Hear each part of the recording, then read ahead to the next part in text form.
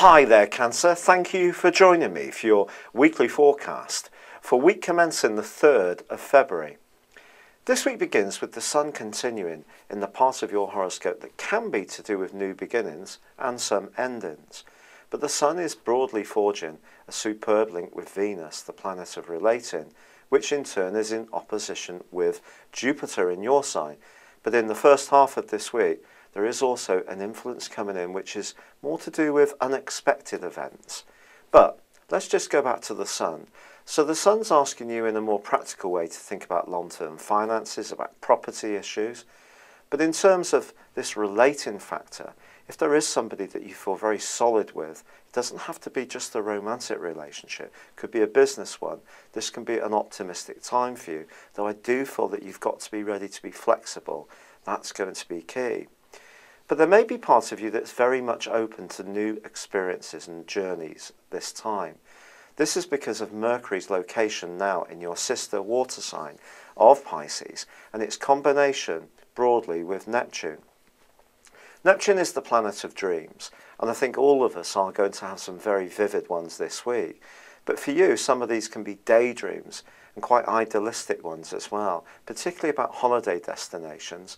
So if you've yet to book up your warm weather holiday for this year, this could really get you thinking about the most idyllic locations that you can go to. But if you love film or the arts, these two can be areas that really attract you. But if higher education is something that you feel can be your passport to a better future, then do be open to this as well. But you do need to be realistic. If you are thinking of sealing any contracts, despite the positivity between the Sun and also Venus, it is going to be important to check the small print very carefully, especially from Thursday when Mercury does start to rewind. It's also the case that if you are negotiating with somebody you don't know, keep your wits about you. Buyer beware needs to be your motto. At the heart of this week on Thursday, there is also a quarter moon. This quarter moon for you is in a part of your scope which suggests there could be some jealousy washing around one particular involvement you have. Perhaps it's you don't like a partner having their friends too much in your life, or perhaps it's in reverse. There is also a tightening influence between Saturn and also Mars for much of this week, and this too can be very good. Saturn generally has not done you an awful lot of favours around the joyous parts of life over the last year or so. It's asked you to work very hard, but it's now forging a great link with Mars. And if you are somebody that likes being creative at home, hobbies to do with crafts can be particularly well aspected by this influence.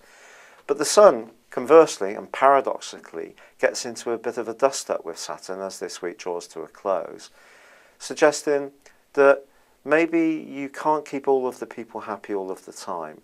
And if you are in a relationship which is not giving you the sense of positivity that you want, you could be thinking twice about bringing it to a close, which brings us back to the point that the Sun can be a time of new beginnings, but also of endings. But it just depends on your unique situation, because a good relationship could go from strength to strength this week.